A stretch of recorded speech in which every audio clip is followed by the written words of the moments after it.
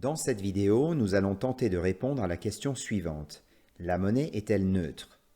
Pour pouvoir répondre à cette question, il est nécessaire d'en définir les termes. Le premier de ces termes, c'est la monnaie.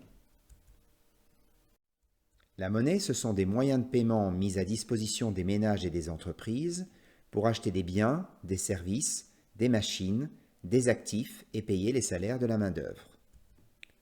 La masse monétaire, c'est la quantité de monnaie en circulation dans l'économie. Du point de vue technique, la masse monétaire correspond à l'agrégat M1 dans la zone euro. L'agrégat M1 est composé des billets, des pièces de monnaie et des dépôts à vue. Le deuxième terme est la neutralité. Qu'est-ce que la neutralité de la monnaie? La monnaie est dite neutre si la variation de la quantité de monnaie en circulation dans l'économie n'a pas d'effet sur la production et l'emploi, toutes choses restant égales par ailleurs. Si M est la masse monétaire et Y le volume du produit intérieur brut, alors la monnaie est neutre si la variation du volume de la production à la suite d'une variation de la masse monétaire est égale à 0. La neutralité de la monnaie ne signifie pas que la monnaie n'a pas d'effet dans l'économie. Elle signifie que la monnaie ne crée pas de richesse. La question de la neutralité de la monnaie est une question fondamentale en économie qui a donné lieu à de grandes controverses théoriques et empiriques. Cette question à laquelle nous allons tenter de répondre est double. La monnaie est-elle neutre? Si oui ou sinon, pourquoi? Nous allons voir à présent les effets possibles d'une variation de la masse monétaire. Pour identifier les effets possibles d'une variation de la masse monétaire, partons de l'identité comptable des échanges. M fois V égale P fois Y, où M est la masse monétaire, V la vitesse de circulation de la monnaie, P le niveau moyen des prix, et Y le volume des biens et des services produits mesuré par le PIB réel. Cette identité comptable est l'équation des échanges que l'on doit à Irving Fisher de toute économie utilisant la monnaie pour réaliser des transactions. La valeur des biens et des services échangés, P fois Y, est forcément égale à la valeur M des moyens de paiement multipliée par le nombre V de fois qu'ils sont utilisés dans les transactions. En variation, l'identité comptable des échanges devient variation de M multipliée par variation de V égale variation de P multipliée par variation de Y. Une variation de la masse monétaire a donc forcément trois effets possibles. Le premier effet est une variation de la vitesse de circulation de la monnaie. C'est le changement de comportement des agents économiques vis-à-vis de la détention de leurs revenus sous forme de monnaie. Le deuxième effet est une variation des prix, c'est l'inflation. Et le troisième effet est une variation du volume des biens et des services, c'est la croissance économique. La monnaie est donc neutre, selon notre définition, si le troisième effet possible jamais ne se réalise. Dans le cas d'impossibilité du troisième effet, l'équation des échanges devient variation de M multipliée par variation de V est égale à variation de P. Mais la question demeure, qu'est-ce qui permet d'exclure le troisième effet possible? Quelles sont les conditions de la neutralité de la monnaie? La théorie de l'équilibre général des marchés, exposée par les économistes néoclassiques, étudie une forme extrême de l'économie de marché où les marchés sont parfaitement concurrentiels. Lorsque les marchés sont parfaitement concurrentiels, les prix sont toujours flexibles et aucun agent économique, quel qu'il soit, ne peut les influencer. Cette hypothèse de concurrence parfaite implique que les prix s'ajustent en permanence pour équilibrer les marchés. En conséquence, la production courante Y est toujours à son niveau de plein emploi Y étoile, puisqu'il n'y a aucun obstacle à l'ajustement des prix pour qu'il en soit ainsi. Comme les entreprises maximisent leurs profits, ce niveau Y étoile est aussi le maximum de production technologiquement possible. N'importe quelle turbulence déséquilibrant les marchés conduit à l'ajustement des prix jusqu'à ce que l'équilibre des marchés soit restauré. Par exemple, une variation de la masse monétaire, c'est-à-dire un changement de la quantité des moyens de paiement à disposition des consommateurs, bouleversera la demande de biens et de services ainsi que les prix de ce marché, sans avoir d'impact sur l'offre. Les prix seront la variable d'ajustement pour rétablir l'équilibre du marché. Les économistes néoclassiques ont conclu que plus une économie de marché se rapproche de la situation de concurrence parfaite, plus la monnaie sera neutre. Si on suppose que les agents économiques ont confiance dans leur monnaie, alors on peut supposer que la détention de leurs revenus sous forme de monnaie sera plutôt stable à moyen et long terme. En conséquence, la vitesse de circulation de la monnaie devrait être stable. En faisant l'hypothèse que la vitesse de circulation de la monnaie est stable, l'équation des échanges en variation de Fisher se réduit à l'équation suivante. Une variation de la masse monétaire est égale à la variation des prix. C'est la théorie quantitative de la monnaie. Dans une économie parfaitement concurrentielle, où les prix sont toujours flexibles, le seul effet d'une variation de la masse monétaire est la variation proportionnelle des prix. Parce que les prix sont toujours flexibles dans une économie parfaitement concurrentielle, la monnaie est neutre, c'est-à-dire que l'inflation est un phénomène essentiellement monétaire et la création de richesse est un phénomène essentiellement réel. C'est ce que l'on appelle la dichotomie classique. La monnaie fluidifie les échanges, mais ne les oriente pas dans un sens ou dans un autre. La monnaie est donc neutre. Que se passe-t-il si les marchés s'éloignent de la concurrence parfaite ? La chute des valeurs boursières en octobre 1929 débouche sur une dépression économique majeure dans les années 30 aux États-Unis et en Europe. Cette crise permet à l'économiste anglais John Maynard Keynes d'identifier des conditions dans lesquelles la monnaie n'est plus neutre. Dans une économie de marché, le salaire nominal, qui est le prix du marché du travail, est librement déterminé par l'offre et la demande de travail. C'est donc un prix flexible. Lorsqu'un jeune travailleur entre sur le marché du travail, ou un travailleur expérimenté change d'emploi, les deux négocient leur salaire avec leur employeur. Mais Keynes observe que les salaires nominaux des emplois existants ne sont pas tous flexibles en même temps. En effet, lorsqu'un travailleur accepte un emploi, il signe un contrat à long terme, en vertu duquel son salaire nominal ne peut pas être réduit par l'employeur. Lors d'une crise économique, les revenus des entreprises diminuent et celles-ci doivent réduire leurs coûts pour ne pas faire faillite.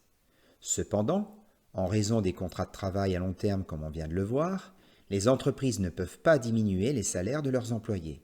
Par contre, elles peuvent licencier une partie de leur personnel, diminuant ainsi leurs coûts. Comme le prix du travail est inflexible pour les contrats de travail en cours, c'est la quantité du travail qui fait l'ajustement en réponse à la crise. L'existence de chômeurs involontaires, c'est-à-dire des travailleurs prêts à travailler au salaire nominal du marché, est la preuve que le prix du marché du travail n'est pas totalement flexible. La rigidité des salaires nominaux à la baisse a donc deux conséquences. La première est que l'ajustement du marché du travail ne peut pas se faire par son prix, qui au moins à court terme est peu flexible à la baisse. La deuxième conséquence est que l'ajustement du marché du travail par la quantité, c'est-à-dire par des licenciements économiques, conduit à une sous-utilisation des capacités de production puisque des chômeurs disposés à travailler ne travaillent pas. Keynes voit dans cette imperfection de facto de la concurrence sur le marché du travail une opportunité d'utiliser la politique monétaire pour restaurer le plein emploi. Il propose que la Banque centrale augmente la quantité de monnaie en circulation, les consommateurs disposant de davantage de moyens de paiement en consacrent au moins une partie à acheter des biens et des services, faisant ainsi augmenter la demande sur le marché des biens et des services. Cette hausse de la demande exerce une pression à la hausse sur les prix des biens et des services, augmentant ainsi les revenus des entreprises, alors même que les coûts demeurent inchangés. Ceci accroît les profits des entreprises. De plus, comme les capacités de production sont sous-utilisées, en effet il y a des chômeurs prêts à travailler, les entreprises peuvent augmenter leur production en embauchant des chômeurs et ainsi revenir à la production de plein emploi. En cas de crise économique, Keynes affirme que la politique monétaire peut restaurer le plein emploi. Cette politique a été maintes fois appliquée avec succès lors de crises économiques et est toujours utilisée de nos jours lorsque la conjoncture se retourne. Ceci est la preuve que la monnaie n'est pas toujours neutre. La violation de la neutralité de la monnaie en concurrence parfaite. On pourrait objecter que la violation de la neutralité de la monnaie vient de la violation de la concurrence parfaite sur un des marchés, le marché du travail. Par conséquent, cela ne viendrait pas d'un défaut de la théorie néoclassique, mais d'une condition non remplie par un des marchés. Cependant, Keynes identifie une autre faiblesse de la théorie néoclassique qu'il observe en temps réel lors de la crise des années 30. Sur le marché des biens et des services, les prix baissent. Selon la théorie néoclassique, lorsqu'un prix d'un marché parfaitement concurrentiel baisse, la demande augmente. Or, c'est l'inverse que l'on observe durant la crise des années 30. En effet, durant la Grande Dépression, on observe un cercle vicieux selon lequel la baisse des prix entraîne la baisse de la demande, qui entraîne la baisse des prix, et ainsi de suite. C'est le cercle vicieux de la déflation. Plutôt que de profiter de la baisse des prix pour consommer, les agents économiques suspendent leurs dépenses de consommation afin d'attendre les baisses de prix futures. Lorsqu'une majorité de consommateurs se convainquent que les prix futurs seront plus bas que les prix d'aujourd'hui, la flexibilité des prix associée aux anticipations à la baisse précipite l'économie dans la dépression. Keynes identifie donc une situation où les prix flexibles ne permettent pas la restauration de l'équilibre de plein emploi. Cette situation est celle de la déflation, c'est-à-dire d'une baisse continue des prix dans le temps. Depuis la crise des années 30, la déflation est le scénario noir que les banques centrales cherchent à éviter à tout prix. Pour cela, elles fixent un objectif d'inflation annuelle aux alentours de 2%, afin que les consommateurs anticipent toujours des hausses de prix dans le futur. En cas de situation déflationniste, Keynes préconise une politique monétaire expansionniste, c'est-à-dire une augmentation de la masse monétaire, afin de relancer la demande des biens et des services et stopper la baisse continue de leurs prix. L'effet attendu d'une augmentation de la quantité de monnaie est à la fois de réorienter les anticipations des consommateurs à la hausse et de relancer la création de richesses par la demande. Dans ce scénario, la monnaie n'est donc plus neutre, même si les marchés sont tous parfaitement concurrentiels. La neutralité de la monnaie et la politique monétaire. Dans les économies modernes, la monnaie est totalement dématérialisée. Il est donc aisé d'émettre des moyens de paiement en grande quantité et à faible coût. Pour éviter tout dérapage dans la création monétaire, des garde-fous ont été mis en place pour contrôler, bien qu'indirectement, l'offre de monnaie. C'est le rôle dévolu à la Banque centrale. La politique monétaire de la Banque centrale consiste donc à contrôler le ratio suivant, qui est le ratio de la croissance économique sur la croissance de la masse monétaire. Si la croissance économique croît plus vite que la création monétaire, il y a un risque de déflation. Si la croissance de la masse monétaire croît plus vite que la croissance économique, il y a alors un risque d'inflation. Si la monnaie est neutre, la politique monétaire consiste à ajuster la quantité de monnaie en circulation pour viser le taux d'inflation affiché de plus ou moins 2%. Cette politique monétaire sera plus ou moins efficace selon que la vitesse de circulation de la monnaie, c'est-à-dire la demande de monnaie par les agents économiques, sera stable dans le temps. Dans le cas où la demande de monnaie est stable, la théorie quantitative de la monnaie est vérifiée. Il suffit alors de prévoir une augmentation annuelle de la masse monétaire de 2% pour obtenir un taux d'inflation annuel de 2%. C'est la politique monétaire préconisée par les monétaristes tels que Milton Friedman. Dans le cas où la demande de monnaie est instable, la politique monétaire doit être plus discrétionnaire et être ajustée régulièrement en fonction du mouvement des prix. Si la monnaie n'est pas neutre, alors une variation de la quantité de monnaie a des effets sur la croissance économique, mais également sur les prix. La politique monétaire consiste alors à manipuler le taux d'intérêt pour faire varier le rythme de la création monétaire et générer de la croissance économique. Une baisse du taux d'intérêt accroît la demande de monnaie qui peut être utilisée pour acheter des biens et des services et ainsi stimuler la croissance économique par la demande. Cet effet est possible tant que les capacités de production sont sous-utilisées, sinon il y aura de l'inflation.